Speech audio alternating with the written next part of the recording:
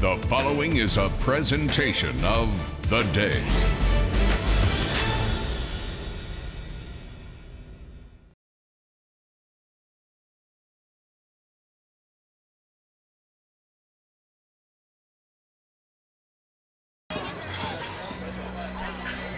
And good evening, everybody, and welcome to Ledyard High School for the day's continuing coverage of Connecticut High School basketball.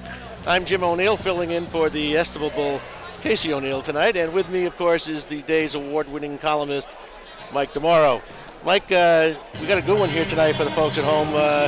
The resurgent Colonels, 18-1, coming in here against one of the great state powerhouses, the Hartford Public Owls. We expect a good one tonight. Hartford Public, not the powerhouse that it has been, coming off a tough loss last night to a Southington team, but they play in a very tough conference, the Triple C, the Central Connecticut Conference. Good ball club. Who do we need to watch tonight for the Owls? Well, Coach, their best player thus far, without question, is Daylon Orr. Senior guard, second team, Class Double L all state last year, averaging 15 a game for him, and as Kurt Reese, the Public coach, said before the game, if it's 65, if it's 65 all with a minute left, the ball is going to be in his hands. Or no question, fine players. You said second team all-stater last year. They also have Mike White, a 6'3" junior, who averages a 10 a game. And their point guard is, of course, a young man who's the quarterback of the high school football, Richard Jernigan, who's a very, very good player. As I say, not a vintage Hartford Public team, but a very formidable foe nonetheless. And I would say, I don't know if this is the best team Ledyard has seen, but it's probably number two. Well, there's a lot at stake for the Colonels tonight, though. 18-1 come under second-year coach Dave Cornish, who has done a remarkable job here at Ledyard High School. The Colonels need tonight's game to go 19-1, which would be the best record in the school's history. And that's no small thing to shoot for. They've won 14 straight, and none of the 14 have been remotely close. And, you know, that begs the question, coming into tournament season, do they need a close game? Well, as we were saying before, yes, they probably do, and no, Dave doesn't want to see it. I was talking with David before the game, and we were agreeing that no coach wants a close game. You hope that your kids perform in a close one. I'm sure that they would profit from a close game tonight, but I don't think Dave or any Ledyard faithful are rooting for one tonight. I'd like to see a good Ledyard performance here tonight, come away with that 19th W for the season. And hey, we may see one here, because this is a very good team to play. Well, let's talk a little bit about Ledyard. The focus starts with Thomas Whipple. I tell you, Coach, he can beat you inside, he can beat you outside, 19 a game, and you know, in the last, we've had an ECC school win the last 2 years, and I think for Ledyard to win this year, Whipple has to be for it what Nolan Long was to Waterford last year and what this. Well, why don't we take a little closer look at Thomas Whipple, who certainly is going to be the pivotal point for the Ledyard Colonels here tonight. The main story I always heard was his punt when they snapped it over his head, and he had to run around. I had to scramble around a little bit to get an opening to kick the ball, and the stars just aligned when the punt left my foot, and it was a perfect punt. I had the mindset that I wasn't going to live my life through my son, or try to make my son, play the same sports that I did. As you can tell, I wasn't a basketball player. He's a great basketball player. I was a great football player. He didn't like football at all. He didn't like the whole middle of August practices with the pads on. I played football like once or twice, but I didn't make it that far in the season. I ain't like it too hot, all the shoulder pads and stuff. It's his life, you know. I want, as long as my son's happy and he's doing what he likes to do, you know, that's what I'm going to support him with. And it's just been basketball his whole life.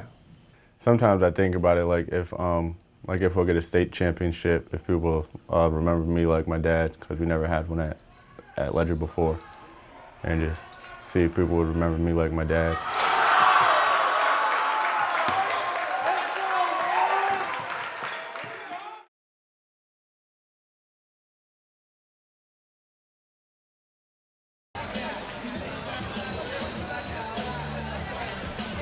Mike, there's no question that Thomas Whipple is the focal point of the Ledyard offense and will be a key figure in this game tonight. But it's not all about him. There's quite a bit else to talk about a very young Ledyard team, as Whipple is the only senior.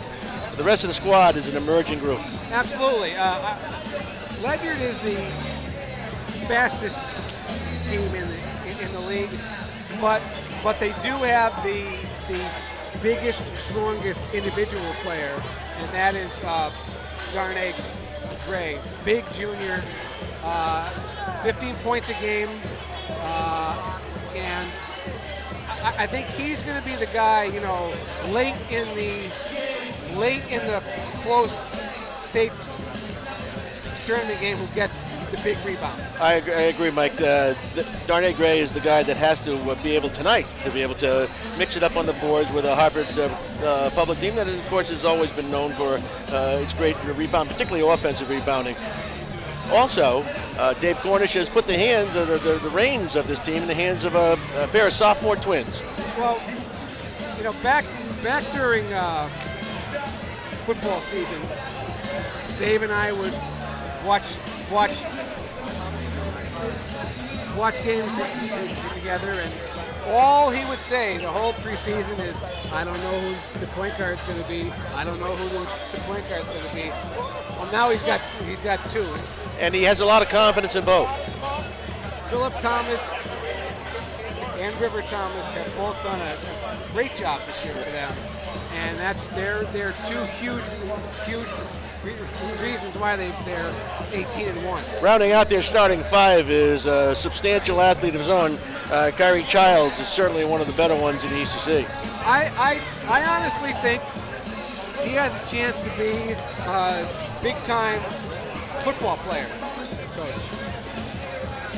Free safety, strong safety, big kid, tough kid, and I would say if you were going to give who's the most improved player on the team between last year and now, it would be him. Well, we've got a good one brewing here. The perennial powerhouse Hartford Public Owls and the 18-1 Ledyard Colonels almost ready to do battle here.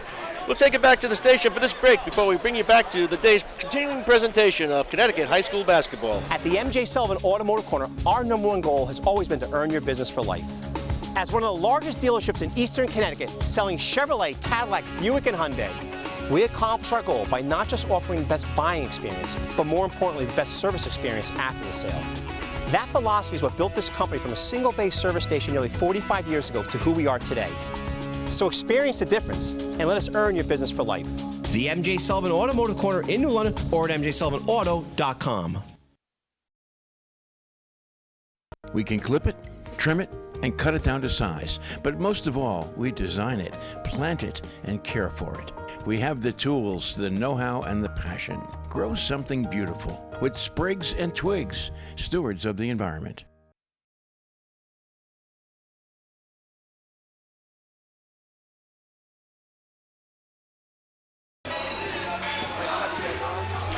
All right, we're back here at Ledyard High School.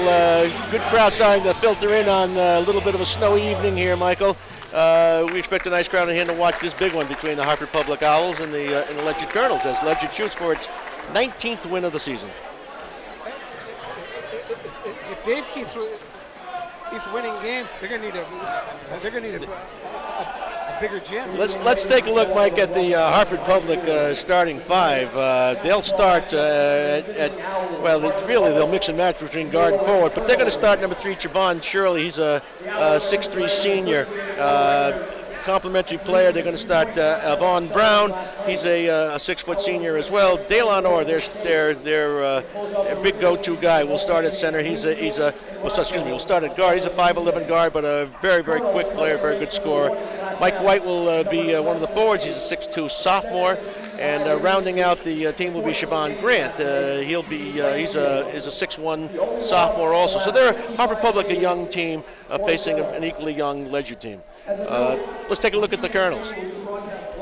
Colonels, as we've said, led by Thomas Whipple. He'll be the focal point of the scoring here tonight. Backcourt will be manned by the Thomas twins, River and Phillip. I'm getting a little comfortable here. Kyrie Childs will be a forward starting tonight, and as will the big man Darnay Gray. We're about ready now for the start of the introductions here. But Mike, any final thoughts before we get into this one? I'm just looking. I'm looking forward to seeing how Ledyard reacts to playing as good a team. Truth be told, the schedule has not been a difficult one. ECC, they did not play any of didn't play Woodstock, didn't play New London, didn't play NFA. But as Dave and I were talking before the game, you have to beat the teams that they put in front of you, and that's what they've done. Right, and to their credit, they've gone out. They've played a good non-league schedule. And frankly, I think if it were up to Dave, they would have been perfectly happy playing Woodstock and London in NFA this year. Well, I know that Dave Cornish is not looking past tonight, but this is just the kind of game that get them ready for hotly contested tournament play, which is going to happen in both the ECC and in the CIAC tournament. And the other thing too, Coach, I mean, listen, you got a full house here, a lot of eyes on you. You're going to want to see how the kids react to playing in the spotlight. Kind of a game. Yeah, that's true. I mean, it's one thing if the gym's full and you're playing, I don't know, somebody who isn't very good, but this is a little bit different now. But they're a long way from 1-19, aren't they? Oh yeah. 2 years ago, they were 1-19. Dave comes here. They go to the state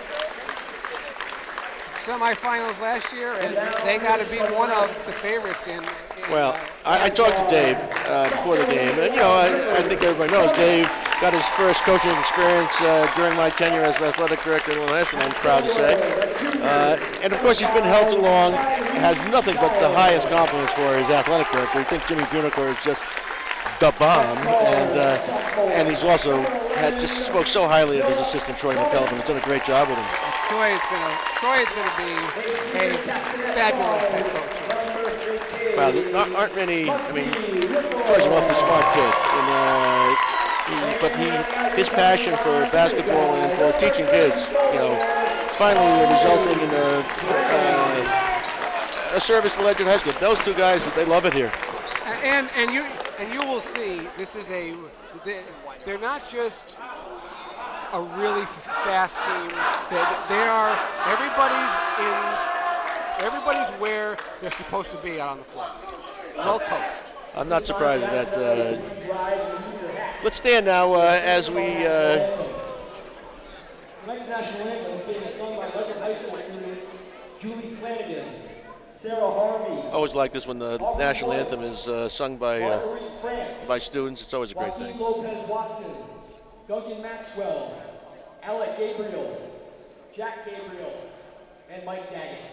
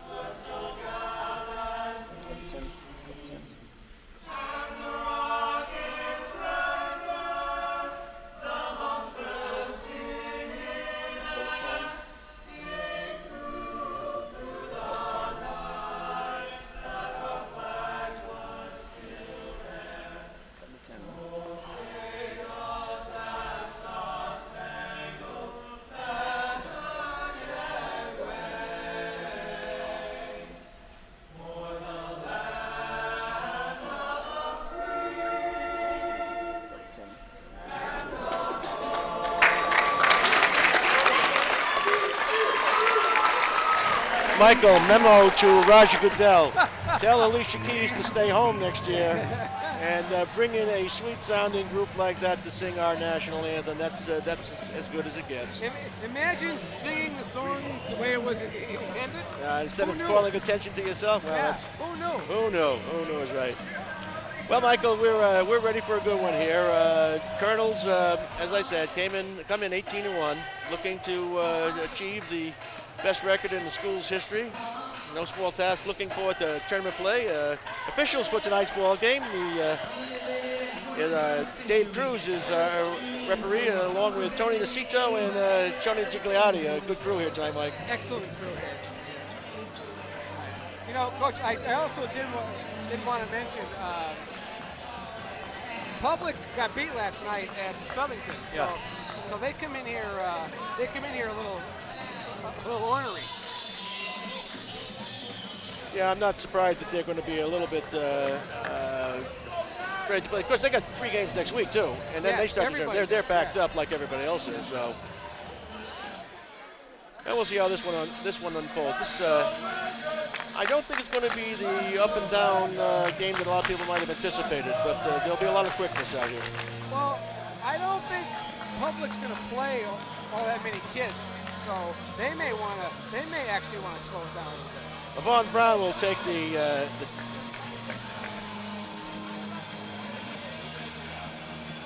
excuse me. All right. Jaquante Reels out in the. Apparently, we get a little change in the starting line, or do we? No, we don't. We're all set. No, we're set to go. Yep. Trevon Shirley will jump center for Hartford Public, and yes, and Kyrie Childs, of course, for.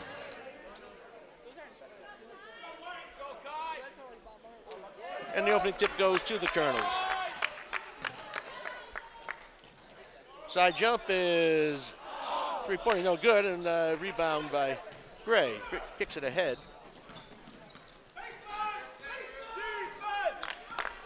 And the Colonels will go man-to-man in the opening possession.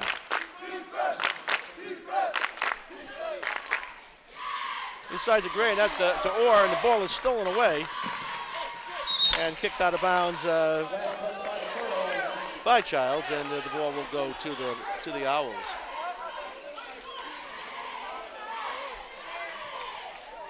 Eleven is Daylon Orr.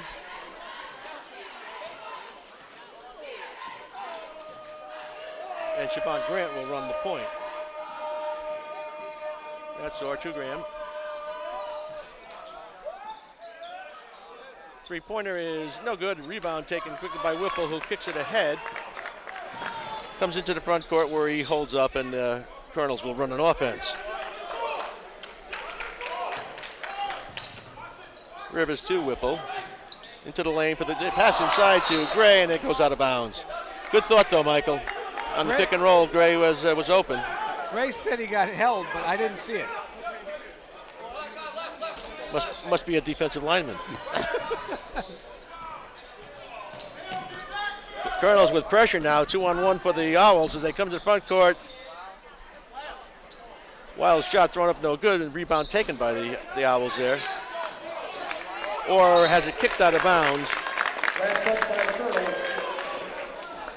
Pitcher's by duel. Child, yes. So far. It's not good as one of those games where everybody stands until the first basket. Make it a hernia. Or with the ball. Looking to go on Childs, and can't. 3-pointer is no good, taken by Whipple. He'll come to the center of the court, down the lane, drive to the hoop, lays it up, no good. Rebound by Gray, up and in, and we have the first 2 of the game. And a violation called on the Owls.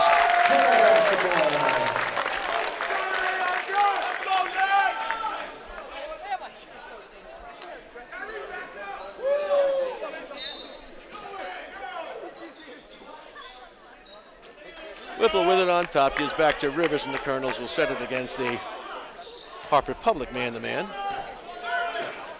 Whipple side jump, no good. Rebound inside, taken, and there'll be a foul call.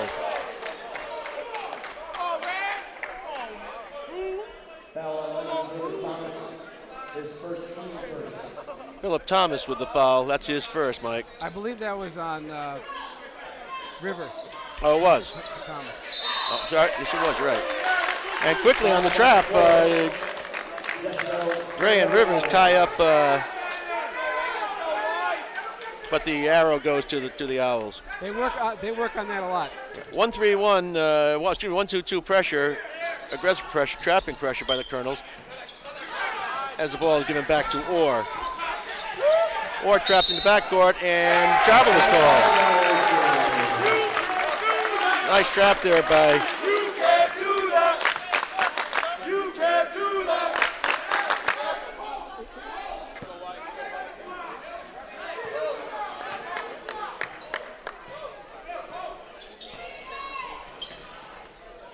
All right, Rivers with the basketball now. Looks inside to Gray. Not there, gives cross court now to Childs. Childs tries to go inside, but the ball is batted away and taken by the Owls. Side jump is no good still, and Whipple takes the rebound and races into the front court. Goes to the hoop, lays it up, and it's blocked out of bounds. Trevon Shirley, trailing the play, blocks the shot, and we're still 2-0 with 5:28 remaining here in the first quarter. Rivers inside. Shot up is no good. Rebound taken by Gray, and he travels.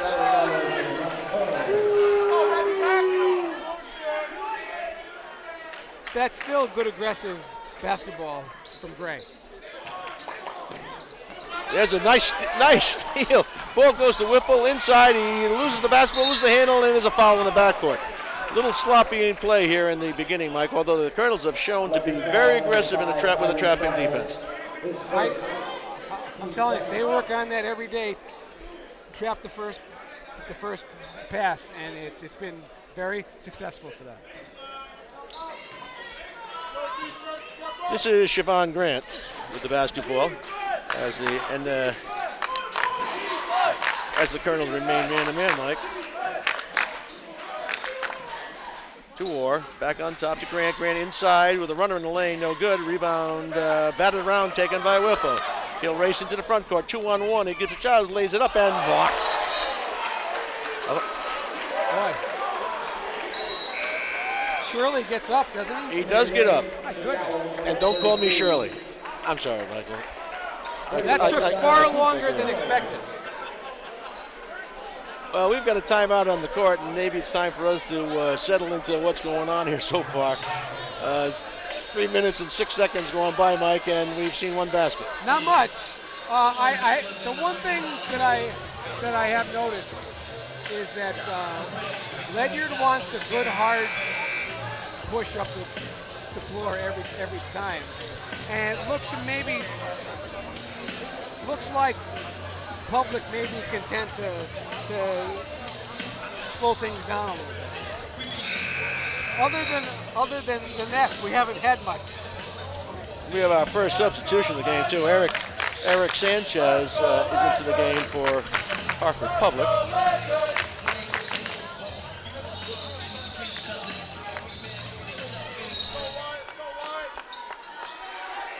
Rivers looks inside on top to Childs, who gives to Whipple. And Public comes out of the timeout in the 2-3 zone, Mike. Rivers again to Whipple on the side. Dribbles baseline, goes all the way across, court to Childs for the three-pointer. No good. Rebound taken by Sanchez. He brings it into the front court. Inside.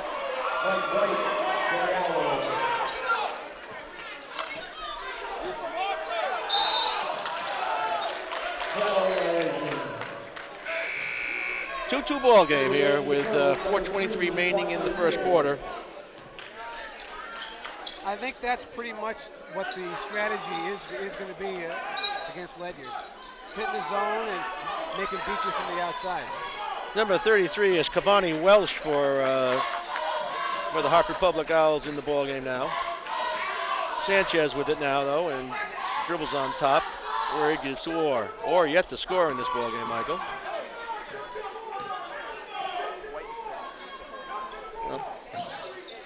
I'm sorry, we're Shirley tries to score inside, but he is fouled. We're told by our crack producer, Peter Huapi, that Michael White is wearing number 33 now, which is accounting for most of my confusion so far. I love it when they do that, when they give you different numbers before the game. You know? Yeah. I think I'll try this uniform on. Yeah. But this is Trevon Shirley at the line in. And his first clangs off the back rim. We remain tied at 2 with 4 minutes to go.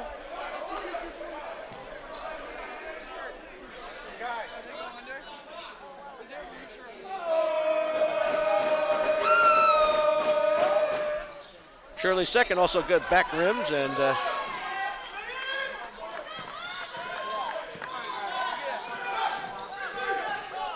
pressure now by the Colonels. Goes ahead to Gray. He goes into the lane, lays it up, and in, and will they count it? And they will count it. And he'll go to the line to hopefully finish the traditional three-point play. Nice strong move inside by Gray. As the Colonels broke that pressure fairly easily, Mike. I think you'll see that. Pretty good ball handlers. I think they welcome it. Jaquante Reels in the ball game for the Colonels now. And Gray has all 5.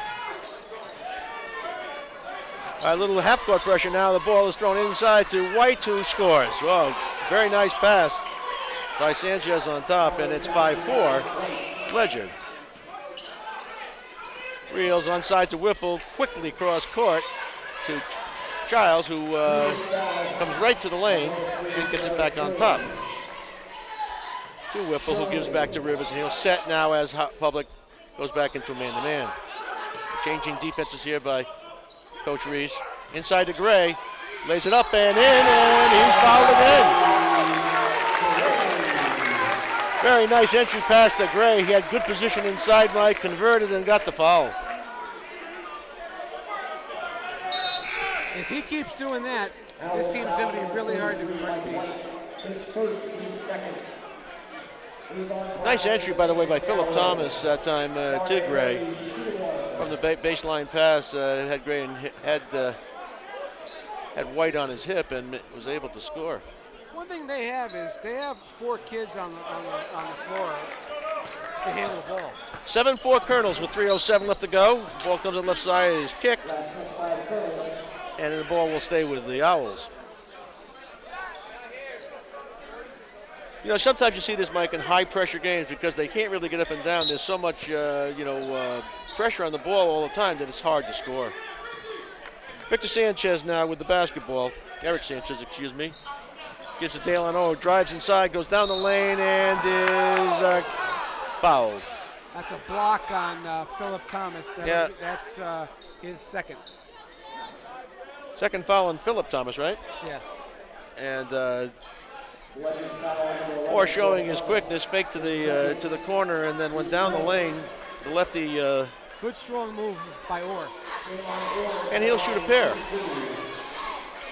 7-4 Colonels, 2:55 remaining first quarter.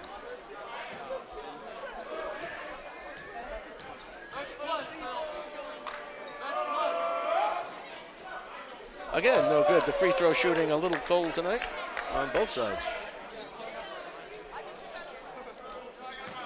Has Orr scored yet? No, but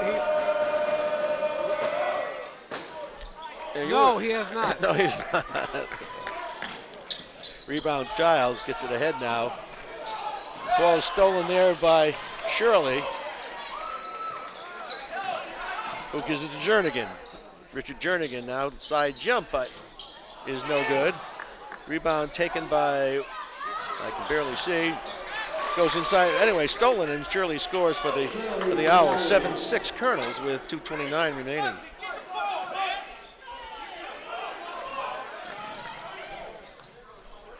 Childs inside, no good. The ball scrambled for in the corner. Brought out by Orr. Orr into the corner. Gives to Shirley, who lays it up, no good. A rebound taken inside by Reels, who gets it back to Whipple in the fast and furious action there. All right, Whipple wants the ball himself and loses it into the backcourt, and there'll be a violation call. Whipple was trying to set an offense and kind of just lost sight of things and lost the ball into the backcourt. Kurt Reese before the game was saying that Jernigan is the quarterback of the football team, but he's built more like a linebacker. Kenzie Desire comes into the ball game now. Replaces Kyrie Childs. Side jump is no good. Rebound in the lane, out of bounds, and it'll go to the Colonels. Desire is one of their best on-ball defenders. And we'll see who he picks up in the front court.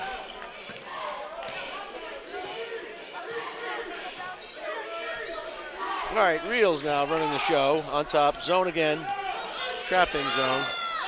Gets it inside on top. Ball, and a jump ball is called. Ball given inside. Ledyard looks a little bit unsure right now. Yeah, Desire had the ball and tried to turn and make a play, but was quickly trapped and jump ball called. Ball does go to the Colonels in the possession. Reels now inside to Gray, who lays it up and in. Devontae Gray steals the basketball by Whipple. Whipple scores! Quick burst by the Colonels makes it 11-6. Side jumper is good. That was Eric Sanchez in the corner. That was Eric Sanchez.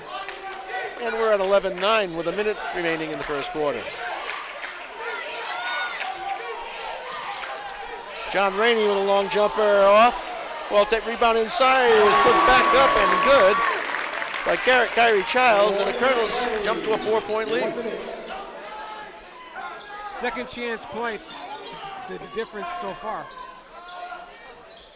Jumper is no good, rebound. Goes ahead to Whipple. Whipple down the lane, lays it in. Strong move by Thomas Whipple as he went right down the lane, past everybody to score. 15-9 Colonels, 30 seconds remaining in the first quarter.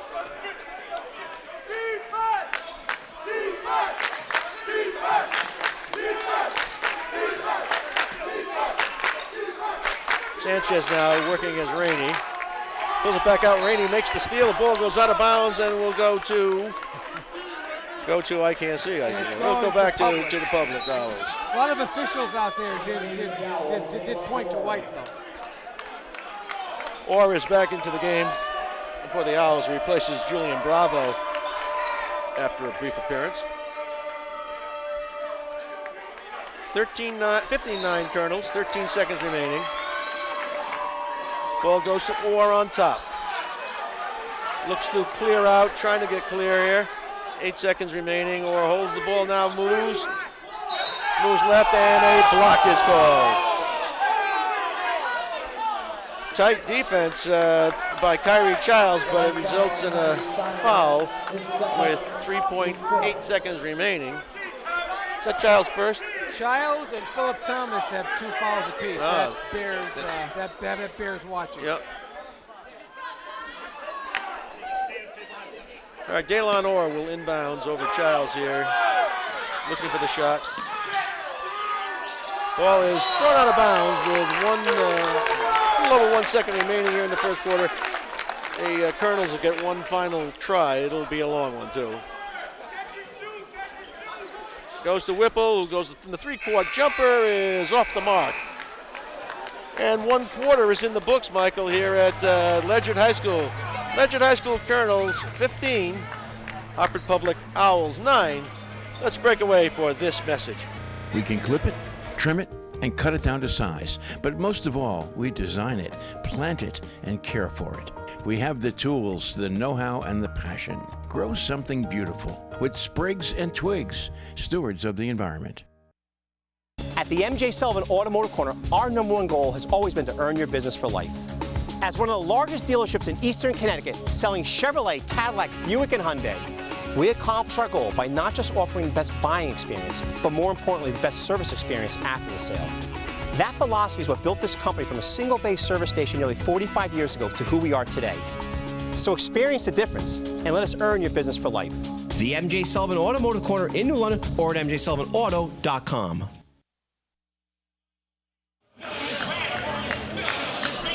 We're back here at Ledyard High School, Michael, with the day's continuing presentation of Connecticut high school basketball. Got a good one working here. The 18-1 Ledyard Colonels lead the Hartford Public Owls 15-9 after a quarter play in what can only be described as a sort of a very intense defensive contest. Darnay Gray with 9, Ledyard 15.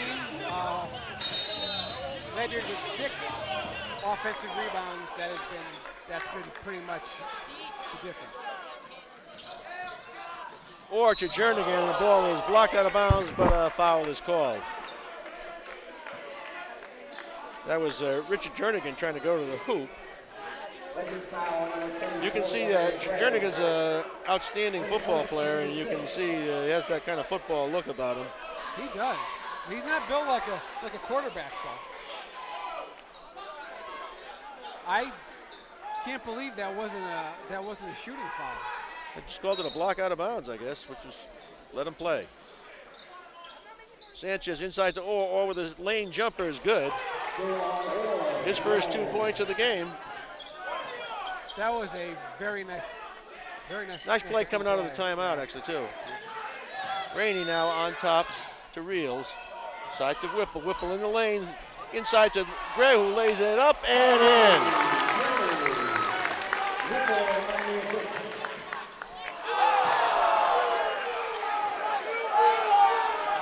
Whipple with the basketball now, pushes ahead to Rainey, is knocked out of bounds.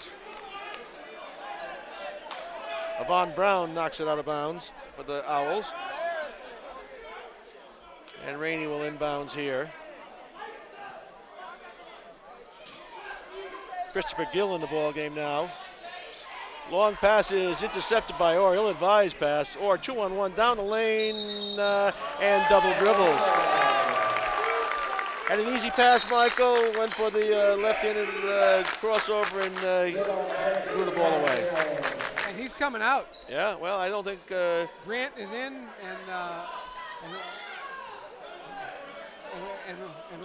and Orr goes out with 1 basket so far. Rainey back to Reels. To Whipple down the lane. Whipple down the lane, lays it up against the board and gets it. Runner goes for Whipple. It's 19-11 Colonels with 6:58 remaining in the half. Side jump is good by Avon Brown. He gets the 3 and a quick timeout is taken. I don't know why the timeout so quickly. We're not in the late stages, but it's 19-14 Colonels, 6:48 remaining here in the first half, and what has been a good one so far. Yeah, Kurt Reese saw something he didn't like. Not sure and you know, that's an interesting story. Sean Reese and Dave Cornish are very close friends, have been for a while. They coached AAU together. And the result has been the scheduling of this game. A good one, I think, for the Colonels to play. Actually, it began when Dave was an assistant at New London. Public came down there a couple of years ago. Well, we got Rainey, Reels, Whipple,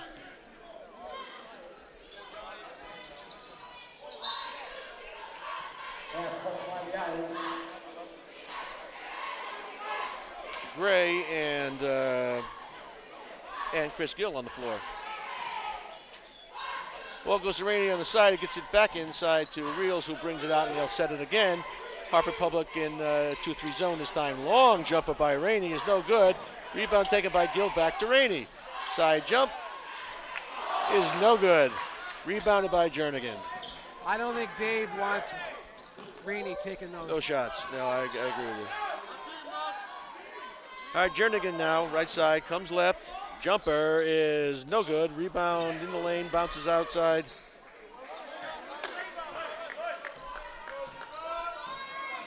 Back to Jernigan now. Sets the screen. Gets it back, goes inside, lays it up, and gets called for the offensive foul. Nice job by Whipple, set himself in the lane, took the charge, and boy, you like players who'll do that for you. That can't be easy, seeing him coming at you like that, and then just saying, "All right, here it comes." All right, Reels slowly into the front court. This time against again the public 2-3 zone. Goes to Rainey on the side, inside to Gill. He goes all the way cross court to Whipple. Whipple dribbles twice in the lane, throws up the runner, and off the board and good.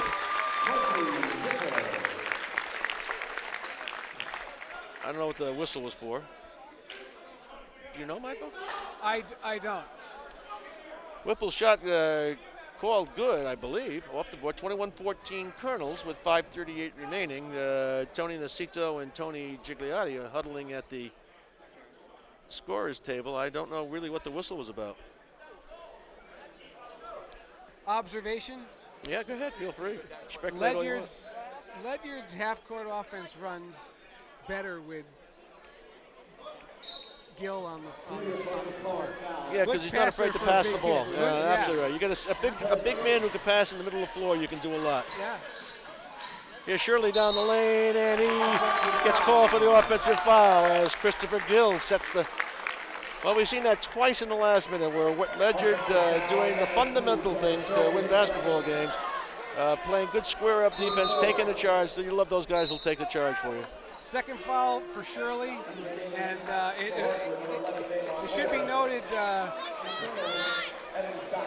Gill is playing with a knee injury. Evan Stockman checks into the game for the first time, replacing Gill, who limps to the locker room, as we see. All right, this is Reels against the 2-3 public zone, gives to Rainey. Cross court, back to Reels on top. Ball is knocked into the backcourt and called for a violation. Yeah.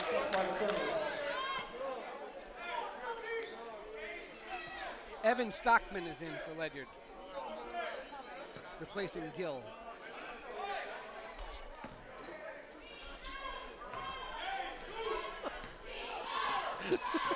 There's an echo in here, I think, Mike. I can. My wife tells me I never listen either. This is Jernigan. Gives it inside to White, who's gobbled up, and the ball goes back on top now. Or with the basketball, Rainey steps into the lane, goes to the basket, and misses. Tries to get the steal on the backside, but cannot. Ball kicks ahead now. Here's side jumper is no good. Rebound Stockman, and it goes out of bounds. Nice play by Rainey, just could not finish it, Michael. Eric Sanchez comes back in for Public, replacing Siobhan. Rainey was Ledyard's quarterback this year. Oh. I knew that. Well, kicked out of bounds again, and this time it'll go over to the Colonels. A lot of turnovers here, but you'd expect it with high-pressure teams playing pressure kind of defense. You're going to see layups and turnovers in a game like this. 21-14 Colonels, 4:40 remains in the first half. Well officiated game though. Only 10 fouls. That's what we like. Reels to Whipple. Inside the ball goes to Gray. Wheels in the lane. Throws up a wild shot. No good. Rebounded by Jernigan. Jernigan gives a head ball, goes inside to Orr, but he steps on the line, and the ball will go back to the Colonels. One of the and he will be quickly replaced. Kurt Reeves does he doesn't not like any time, Daylon's game tonight. Yeah. Kurt has also made sure that Gray has a lot more company when he catches the ball. All right, this is Reels. Right side to Whipple.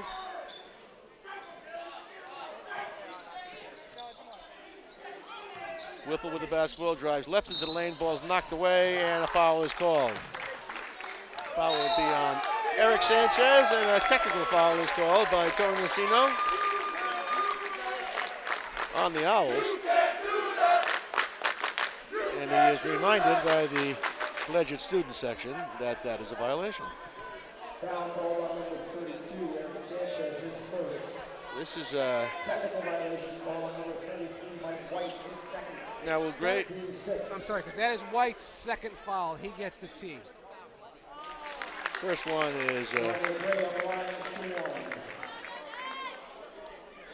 12 points for with Darnay Gray. Gray, yep. And 12 will be as it rattles around. 22-14 Colonels, 4 minutes remaining in this first half. He stays with White Yep. in spite of the two fouls. Yeah, Christopher Gill, Gray, Whipple, Reels, and Rainey, the Ledyard 5 right now. White out, Shirley in. He has two. And I told you, don't call me Shirley. All right, here's Whipple, gives on the side to Rainey. Rainey with the three-pointer, no good. Rebound inside, no good. Again, rebounded by the Owls. Good opportunity for the Colonels, didn't convert. Sanchez. Side jump is good by Avon Brown. Long three-pointer by Brown. Pulls the Owls to within 5 at 22-17. Brown leads the Owls with 6. Rainey side gives inside to Gill, who lays it up in. Nice screen and roll by executed by Rainey and Gill. Rainey with a good bounce pass and Gill converted. Jernigan now controls things on top.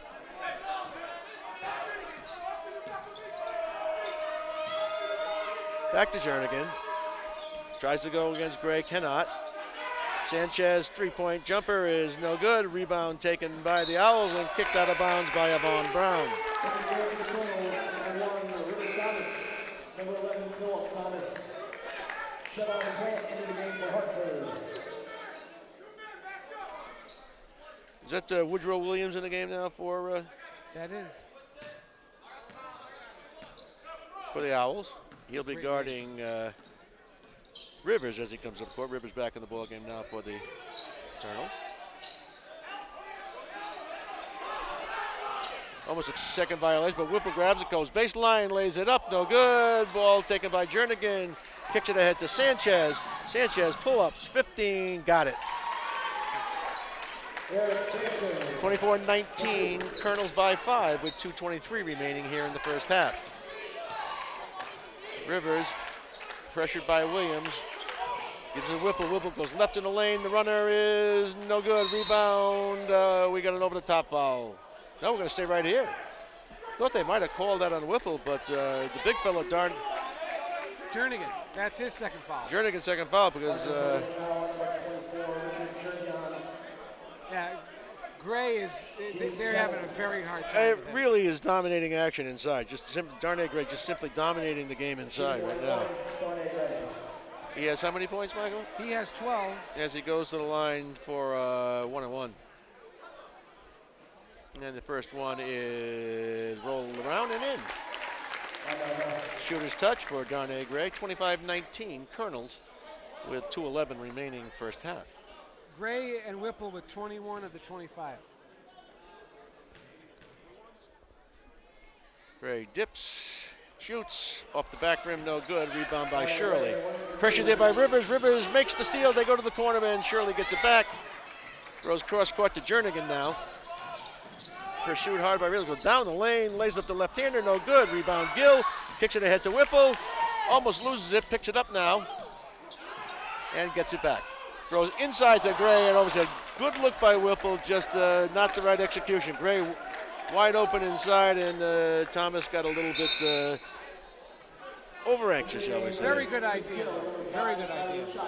Childs comes back in replacing Gill, who has given them, by the way, very good minutes so far. Yeah. The big fundamental. Yeah, exactly.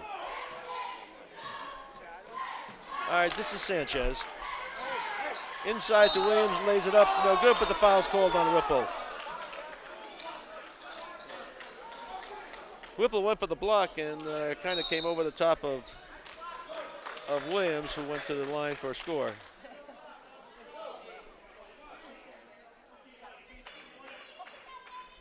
Foul on number 15, Yeah, it's a good foul on. And a technical foul, I believe. Yes. Got a personal foul on Whipple.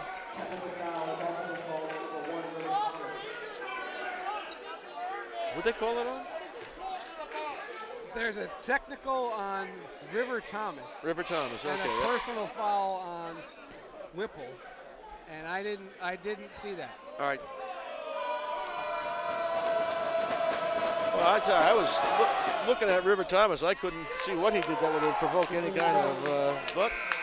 Yeah, I didn't either, and that is. And he'll come out. Very interesting. As Reels comes back in, River Thomas goes to the sideline. Remember, a technical foul counts as a personal foul too. There are 6 players in this game now with 2 fouls apiece. Williams misses both of his free throws.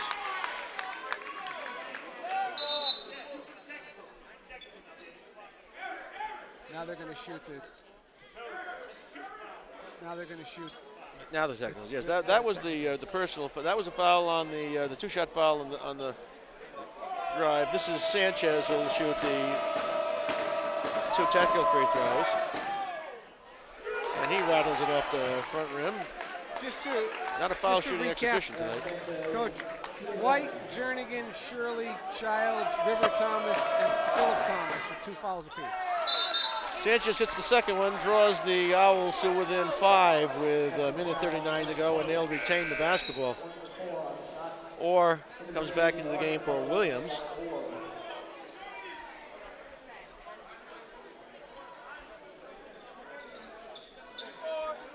Jernigan will inbounds now. Julian Bravo in the ball game now. Ball goes to Sanchez though.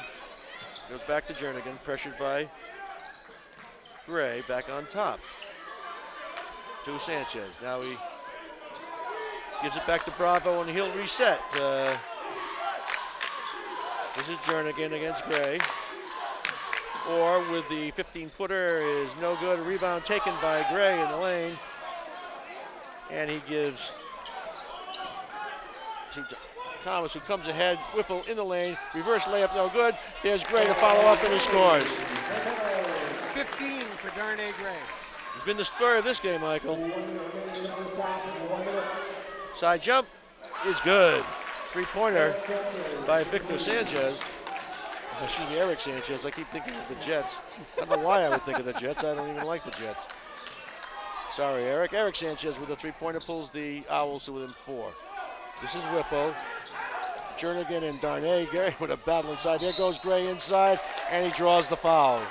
No, he called it an offensive foul. Oh, dear. Well, that is Gray's second foul. I don't mean to second guess my good friend and former student Tony Nacito, but I didn't see that. I liked it the other way.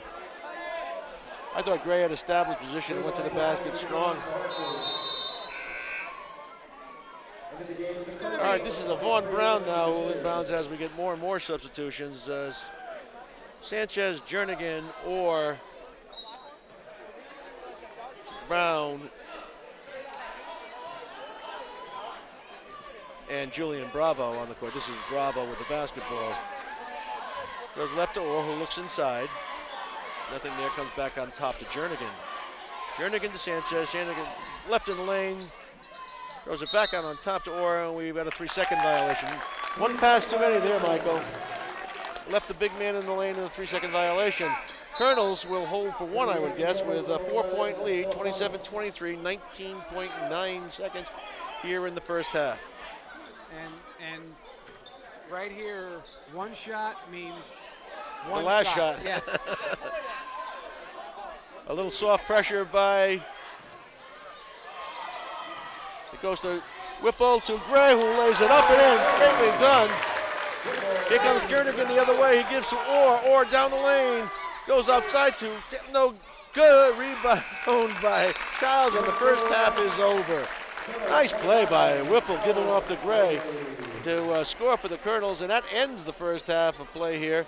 29-23, Ledyard Colonels on top by 6. We got ourselves a good one, Mike. Let's go back to the station for this. The MJ Sullivan Automotive Corner, our #1 goal has always been to earn your business for life. As one of the largest dealerships in Eastern Connecticut, selling Chevrolet, Cadillac, Buick, and Hyundai, we accomplish our goal by not just offering the best buying experience, but more importantly, the best service experience after the sale. That philosophy is what built this company from a single base service station nearly 45 years ago to who we are today. So experience the difference and let us earn your business for life. The MJ Sullivan Automotive Corner in New London or at mjsullivanauto.com.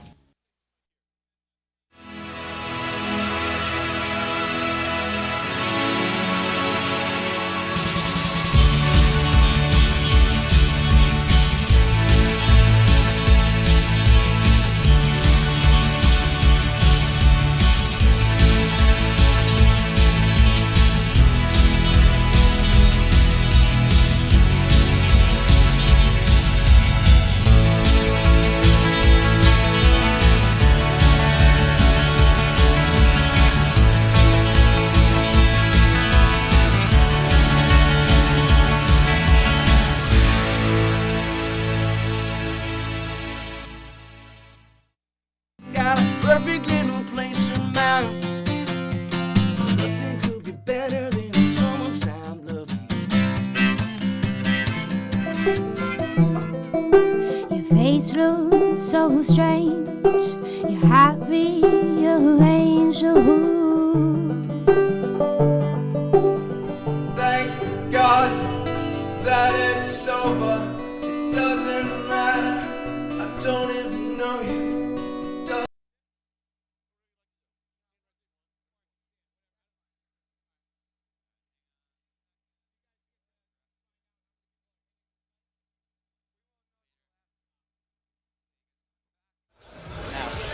And we're back here at Ledyard High School with the score Colonels 29, Owls 23, and what has been a very good ball game thus far as the Colonels go for their 19th record-breaking win of the season. This would break a Ledyard High School record with 19 wins, and we'll see what the second half will bring us, Mike.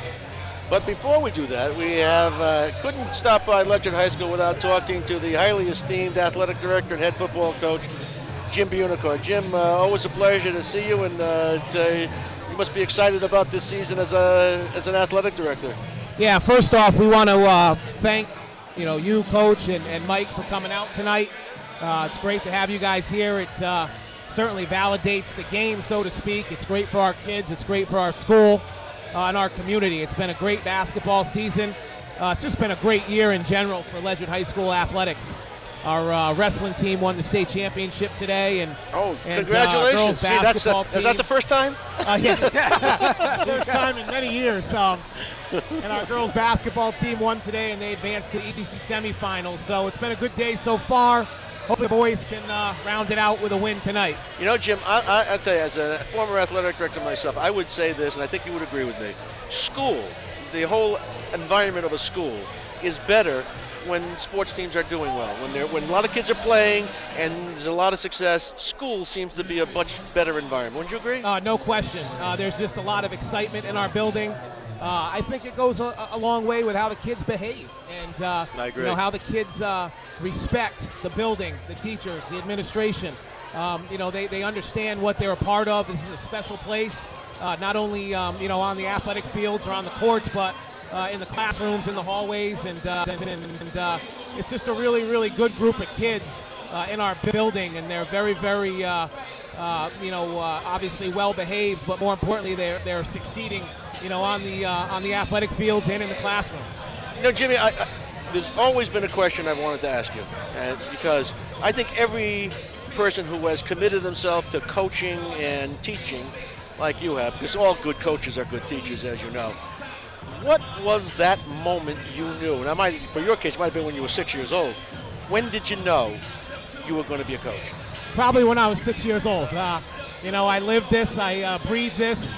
I used to get out of elementary school. I wouldn't take the bus home. I would take the bus to New London High School and get dropped off and hang out there, whether it be football practice, if it was the winter. I would just hang out in the halls after school, in the gym. And same in the springtime. It was what I did. I didn't know anything else, and it's a lot of fun. And it's even more fun when you're working with great people, which I do here at Ledyard High School, and working with great kids, which I'm fortunate enough to work with here at Ledyard as well.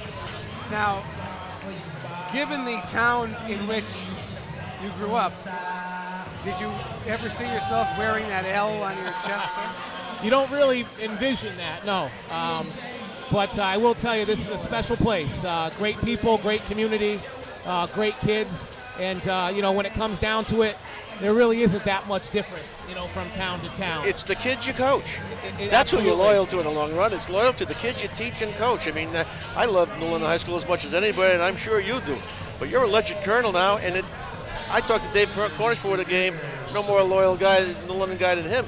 But he could not be happier than to be here. I mean, he's thrilled to be here. And by the way, goes out of his way to give you high praise for that comfortable feeling here. Well, I tell you, Dave's done a wonderful job. He was my first hire here. It's been a wonderful hire. It's been great for him. It's been great for our kids. It's been great for our community. Troy McKelvin's done a wonderful job. As his assistant, those guys are just doing great things with the basketball program. They made these kids believe, not only in themselves but in what they were teaching. And here they are, going after win number 19. Amazing. It's pretty amazing where we are right now. One in 19 2 years ago. 2 years ago, and now we're going to be hopefully 19-1. I don't know if there's too many turnaround stories like that in high school basketball in the state of Connecticut. Dave has wanted to coach. Dave's one of those guys I really admire because he's like the guy who started in the kitchen as a dishwasher and worked his way to head chef. Nothing's come easy to him, so it's nice to see a guy like that succeed. Yeah, and he appreciates everything that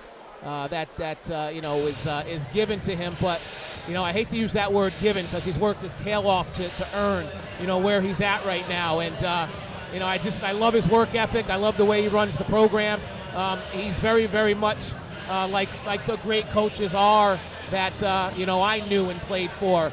And that he's meticulous, he pays attention to detail. It's about the details, and, yes. He just is down to leaving nothing, no stone unturned. And to see that as, something, here at Ledyard High School for our kids, it's fun to watch. And if anybody knows about no stone unturned, it's him. All right, during football season, how many hours a week do you work? Well, I'll typically arrive here at 6:30 in the morning, and usually I'll be able to walk out the door sometime around 10. Yeah. And that's actually about 6 out of the 7 days a week. That seventh day, that Saturday, usually here, early morning about 7:30, and I'll leave about 2:30 or 3. And the other thing, it's hard to outwork anybody out there now because a lot of other guys are outworking hard too. The coaches that are running quality programs and that are giving their kids a chance to be successful and that are competitive and they're the programs that are talked about and hanging around at the end of the season, those are the guys that are working hard. And if you stop working for 1 second, someone's going to catch it, and that's my philosophy. And I think a lot of our coaches here are buying into that and following suit, and I really, really appreciate that. No more quality program than the one you've constructed here at Ledyard High School, and we thank you for stopping by, Jim Buonicore. Well, thanks for being here, guys. Always a pleasure for us. I still talk about New London Legion and the qualities that you instilled in us. So I can't imagine what they were. It wasn't much different. Thanks, guys. Thank you, Jim. Enjoy the second half. 29-23. Ledyard Colonels lead the Hartford Public Owls here at halftime at Ledyard High School. We're almost ready to start the second half. Before we do, let's go back to the station for this message. We can clip it, trim it, and cut it down to size. But most of all, we design it, plant it, and care for it. We have the tools, the know-how, and the passion. Grow something beautiful with Sprigs and Twigs, stewards of the environment. Excuse me, mister, I don't mean to be cruel, but I have better things to be than be your fool. Train, you're a good friend of mine. All right, everyone, good friend of mine. Reach up for those whistles.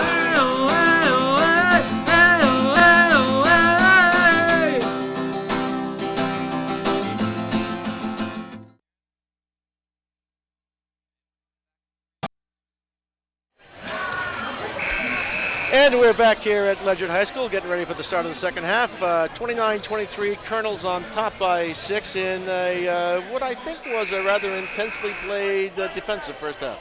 Yeah, Coach, I think the second half is going to be told probably the best through the foul situation. 4 of 5 Ledyard starters have 2 fouls apiece, and 3 of 5 Hartford starters have 2 fouls apiece.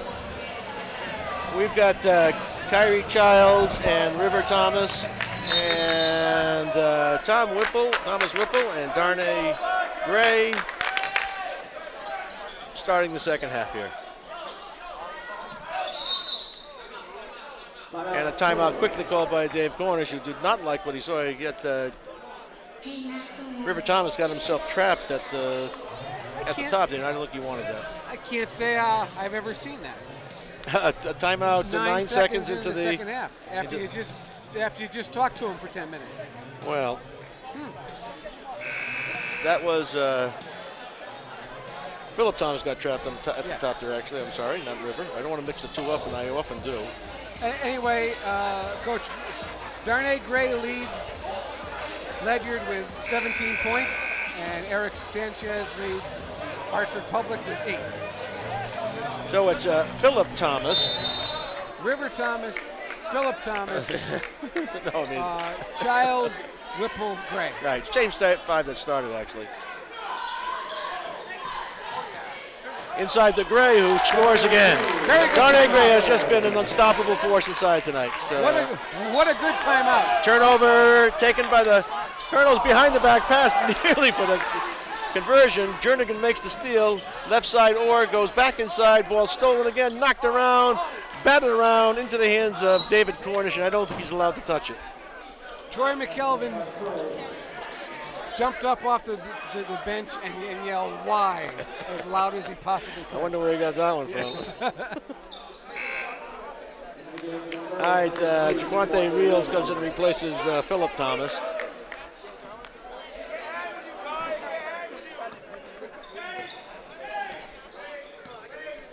Little pressure now on top of 1-3-1 by the Colonels. Jernigan on the side now to Sanchez, back to Jernigan. He drives in the lane, gives to Orr. Orr dribbles into the lane, throws with a left-hander against the board and gets it. 31-25, Colonels by 6 with 6:59 remaining as Chris Gill will check into the ball game. Whipple inside to Gray. Gray goes inside again and is fouled. I'm sorry, Michael, but Hartford Public just does not have anybody to match up with Darnay Gray. They do not, and that is the 3rd foul on Michael White. And if he goes out, and then they really don't have an answer. Well, right now they really don't have anybody to answer for him at all. I mean, it's just too physical, too physical inside, and if they can get the ball inside to him, and he's done a very good job of getting position, it's very, very tough to stop. Which means that they've got to. And by the way, a big man who can hit free throws is a luxury. Ledyard has to make sure Gray touches the ball on every possession. Well, not most of them, all of them. All right, 32-25, Gray dips and shoots and scores. 33-25, Colonels with 6:49 remaining, third quarter. That's 21. As Gill replaces Gray. For a quick breather, I would expect. All right, this Jernigan throws inside. Now the ball goes inside to White. White wheels in the lane and is called for the travel. White tried to spin on Gill, who had good position on him in the lane, but was unable to do so without traveling. All right, this is Reels now. To Childs. To Whipple. Whipple drives left in the lane, gets back on top and throws it away.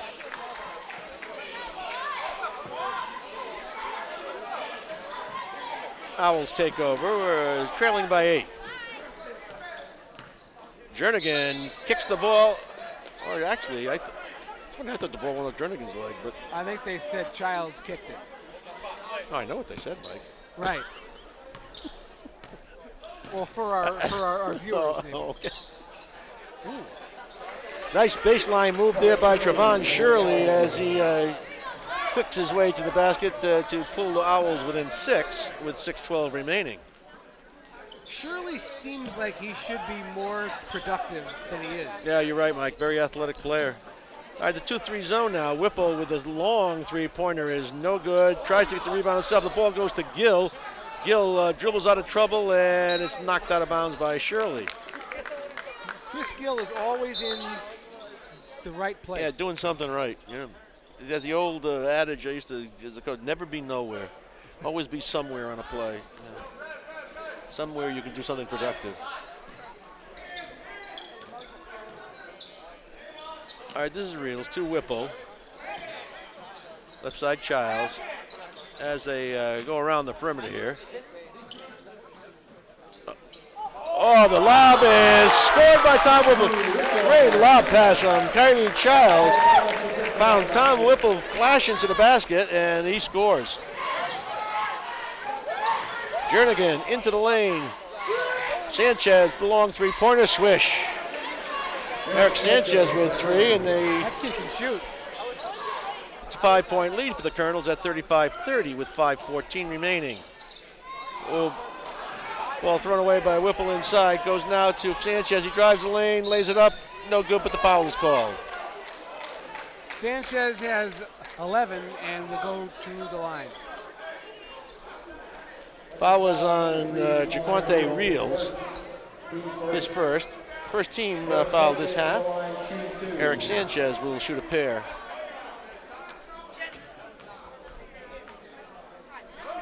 Philip Thomas looking to report back in as the first by Sanchez rattles around. Isn't it amazing, by the way, how guys can be great three-point shooters and can't shoot free throws? Well, I don't understand it. Because I couldn't shoot either. Rick Barry's the last free throw shooter I remember. Sanchez second with his back rims, but the ball is batted around to Orr, who drives the lane, throws it the left-handed pass inside, but the foul is called. Orr got caught actually in a bad position, tried to bail himself out, and the officials bailed him out with a foul call. That's on Gill. And Darnay Gray quickly re-enters the game. Gray has been really the story of this game for the Colonels, as he's simply dominated the inside play here. Anyway, as we get something straightened out, the Colonels will inbounds from underneath their own basket. Back on top to Jernigan. He gives to Orr in the lane for the short 15-footer. He gets it. Nice play as he did the curl around the screen set down low, and Jernigan got him the ball. That's the second time they've run that play perfectly. 35-32. Colonels by 3. Child, a very long three-pointer. He got it. Kyrie Childs with the downtowner, and it's a 6-point lead. That was Philip Thomas? I must have missed that. I'm sorry. I still hated this shot. Get the ball inside.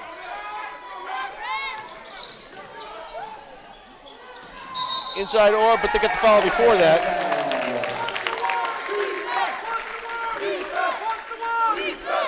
That's the third charge Ledyard has taken in this game. All right, Philip Thomas comes out again, or excuse me, goes in. And River Thomas is with the ball as the Colonels, with a 6-point lead and 4 minutes remaining, try to take it.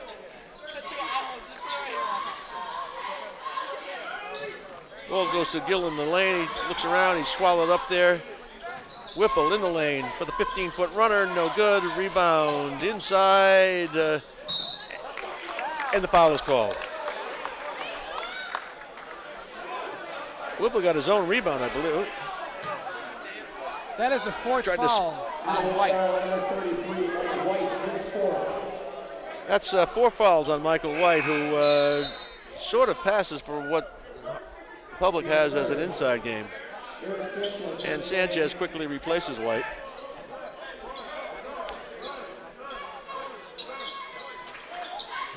Gray with the basketball now. Wheels in the lane. Layup is good. Boy, he's just too big and strong in there. He really wasn't even in a good position, but just wheeled into it, used his considerable girth to do it. Orr drives left in the lane, throws up the runner, and it's no good, rattles around. Orr's got that great quick first step, Michael. And he's never met a shot he didn't like, so. That's what a scorer's mentality is. Get in the lane and you can score and get fouled. And Orr will shoot a pair.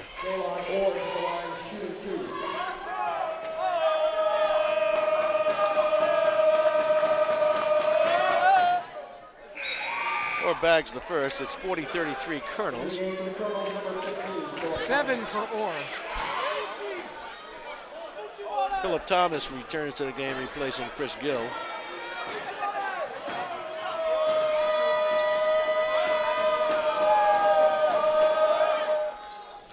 Orr gets a pair, pulling the Owls to within 6 with 3:37 remaining. Gray gets the length of the court pass and lays it in. Breakdown defensively for the Owls. Can't let that happen. Gray was basket hanging, and the ball was delivered, and there's a quick timeout by Kurt Reese.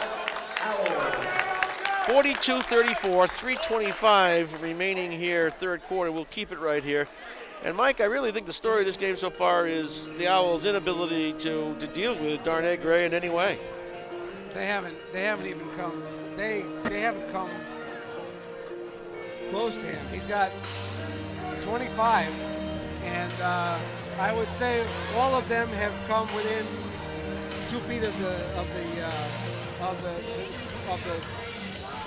basket. Well, yeah, he's not going to be shooting any three-pointers, but that's not what he's there for. And good big man who can rebound, score, and shoot free throws.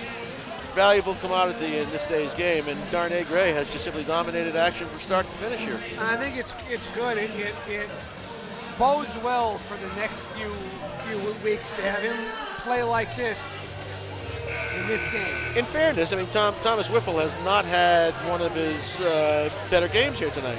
You know what I like, though? He's only scored 10, but taken a couple of charges, handled it well. No question that, you see a stat sheet like I say, well, Whipple had an off night. Well, in one phase, but he's contributed in half a dozen other phases that have put the Colonels up by 8. There's no question he's the centerpiece of action. He's everyone that everybody focuses on defensively. He's done a good job not forcing things, I thought. 42-34, 3:25 remaining third quarter. Owls with the basketball. Orr to Shirley on top, and now back to Sanchez. Sanchez will run it against the Ledyard man-to-man. Bravo now to Orr, on top to Jernigan. Jernigan to Shirley, looks inside to Orr, can't get it, goes left in the lane, turns right, now scoops up a right-hander and gets it. Nice pivot move by Shirley, and it's 42-36 as the Colonels steal the basketball. Jernigan gets it restolen. Thomas ahead. Oh, beautiful pass, Thomas to Childs, who lays it in. Nicely done. And the Colonels back on top by 8. When you can see the court like that Thomas just did, make the great long bounce back, that's just a good play. Or now, 15-foot jumper is no good. Rebound taken inside, and the foul is called. Kyrie Childs got the rebound, but he was fouled in the process. Trevon Shirley picks up the foul, and he's in a little bit of trouble with 3.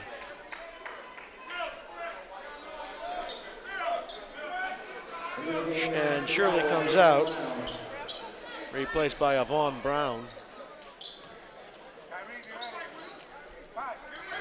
Thomas cross court to Whipple now. Whipple in the lane to Kyrie Childs, who lays it in. Nice move by Childs down the lane, and the Colonels jump out to a double Thomas. By Thomas, the Colonels go out to a 10-point lead.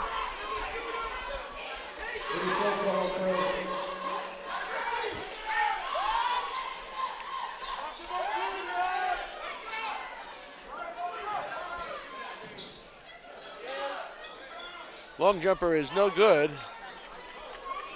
Rebound taken by Childs. Ahead to Gray, who misses the shot, but it's follow up by Philip Thomas. And the Colonels are on top by 12. Nice follow by Thomas there. Down the lane goes Williams. No good. Good. The ball goes ahead now to River Thomas. Inside to Whipple. The ball is knocked away. Here come the Owls the other way. Orr loses it. Philip Thomas down the lane, and they'll call. No baskets. They call a travel? We call a foul. No, we call a foul. And he called a blocking foul, which I thought it was. Yeah, good call. But isn't it interesting? It's 42 to 36. Jernigan gets a steal here. They have a shot to get it to 4. The ball gets restolen, and from there it goes from 6 to 12, just like that. Yeah, a lot of it goes to the Thomas twins, who 2 plays right in a row, show really flashing quickness. One a great pass, the other a great move down the lane, and before you know it, the Colonels, who had had seen the lead drop to 4, quickly back on top by 12, 48-36 with 1:13 remaining. Good play by the talented sophomore twin backcourt, as it were. And Gray continues to dominate, as we've said all evening long. But what's also happened is that there's just no ability for the Owls to score inside. No. And this one, you kind of feel like it's starting to get away a little bit from Hartford Public, but they got to be careful here.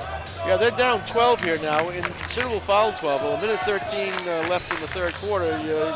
They really need to put on a scoring spurt here fairly soon, but we haven't seen where that's going to come from. At any rate, Philip Thomas will inbounds. Well, he had Whipple inside. Whipple back to Thomas. Long three-pointer is no good. Rebound taken by Gill. Gill tries to pass the ball inside, and it's went through 3 legs. Made a nice play there. Gill with a nice rebound. Made a good attempt at a pass inside, but the ball went out of bounds. And Woodrow Williams will inbound for the Owls. Julian Bravo now running the show on top. Orr out of the ball game here at this time. Long three-pointer is no good. Rebound by Thomas. Gives to, who's the younger bro there? That's River. I know, but who's younger? One of them's younger. Gill in the lane, loses the basketball. It's given away now to Bravo. Kicks it ahead to Sanchez. Sanchez, the three-pointer, swish. Good shooter. 14 for him.